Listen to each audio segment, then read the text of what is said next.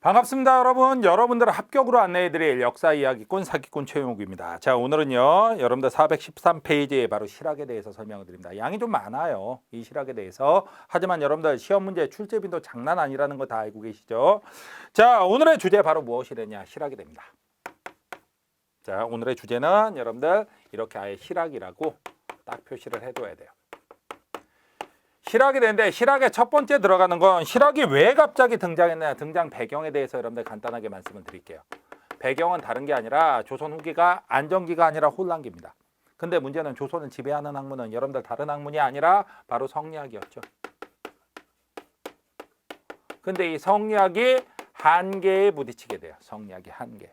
성리학이 한계에 부딪혔다라니 이게 도대체 무슨 얘기냐? 자, 조선 후기는 혼란기라고 얘기를 했습니다. 혼란기에는 솔직하게 말하면 여러분들 정신이 발달한 거, 정신이 발달한 학문, 쉽게 말하면 머리가 큰 학문이 필요합니까? 아니면 실천력이라면 이런 손발이 빠른 학문이 필요합니까? 머리가 큰 학문이 아니라 손발이 빠른.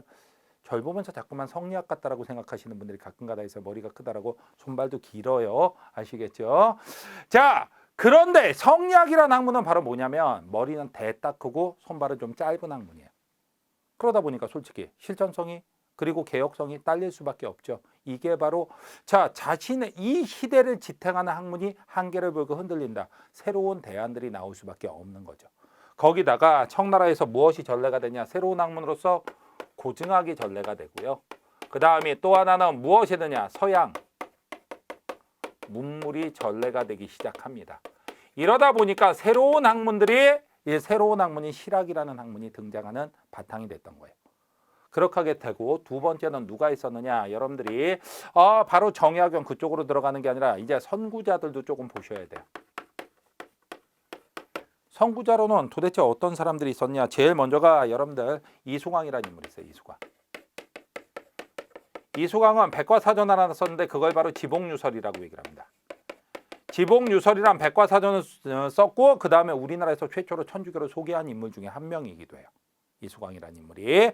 그 다음에 두 번째는 한백겸이라는 인물이 있어요. 한백겸은 동국지리지라는 책을 썼어요. 동국지리지라는 책을 써갖고 우리나라 역사지리라는 건 바로 뭐가 됐냐? 역사학과 지리학을 묶어서 여러분들 설명하는데 우리나라 역사지리학을 거의 처음으로 시작한 인물이기도 합니다. 그 다음에 세 번째는 여러분들 김육이라는 인물이 있어요. 효종 때 인물인데, 자, 이 인물은 대동법의 확대 실시를 강조를 합니다. 그리고 우리나라의 새로운 달력, 무슨 달력을 쓰게 하냐면 시헌역이라는 시헌역 도입을 강조한 인물이죠. 시헌역이라는 게 갑자기 뭐냐? 서헌역이 아니라 시헌역이요. 우리나라 달력이 조선시대에는 무엇을 쓰고 있었냐면 칠정산을 쓰고 있었어요. 칠정산, 세종대왕 때 만들어진 거 여러분들 알고 있죠? 서울을 기준으로 한 달력. 그런데 문제는 이 칠정산에 오류가 있다는 게 밝혀집니다. 여러분들 세종대왕 때 만들어졌는데 어떻게 그때라고 왜 오류가 없어요? 오류가 있다는 게 밝혀지게 돼요. 그래서 이 희언역이라는 달력이 바로 뭐냐면 청나라에 들어와 있던 서양 선교사였던 아담샬이라는 사람이 서양역법을 도입해갖고 만든 중국 달력이 바로 시헌역이에요. 그래갖고 우리나라도 시헌역을 쓰자라고 주장해서 시헌역을 받아들이게 됩니다. 그 다음에 네 번째는 허목이라는 인물이죠. 잠깐, 허목이라는 인물 들어본 것 같은데 남인입니다. 남인의 영수. 한때 송시열과 함께 송시열은 바로 서인의 영수, 서인의 거목. 그 다음에 허목은 남인의 거목이었어요. 두 사람 얘기를 제가 해드린 적이 있어요. 바로 뭐냐면 송시열이 아팠을 때 약방문 지어오라고 허목한테 보냈더니 거기에 비상 들어있었고 난리 났던 얘기 제가 해드렸죠. 그 허목이에요. 이분이 바로 무슨 책을 썼느냐? 기원이라는 책을 썼습니다. 기원이란 책을 썼는데 이 기원에서 이분은 무엇을 얘기를 하느냐? 농업을 중시한다. 농민을 중시해야 된다 해갖고 중농적인 입장을 여기서 드러내기도 해요.